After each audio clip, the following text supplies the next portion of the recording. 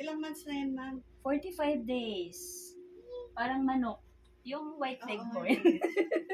Di ba pagka 45 days na yung manok, pwede nang Siya yung kapatid ni Ate AJ. Ate Eche.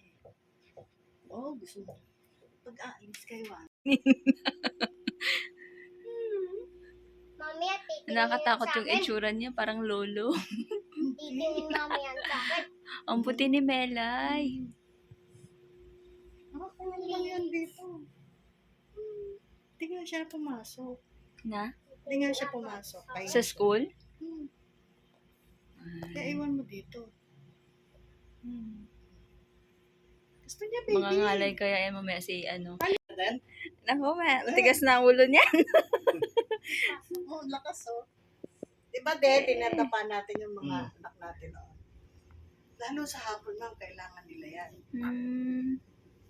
Tapos iyak siya pag parang hirap na siya. Pag pagod na yan, ma'am, aantokin na yan. Pero siya umiiyak siya. Papatihaya mo siya agad. Dang ilong naman yan. O yan, wag ka.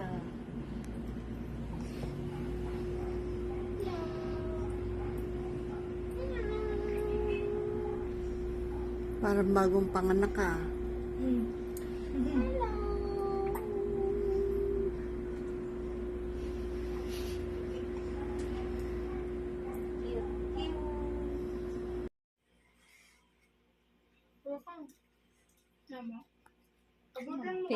Felix.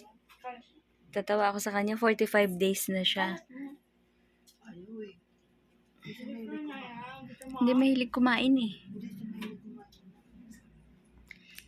Sana si AJ. Asan yung aso niyong makulit? Nandun sa kabilang. Third, maganda.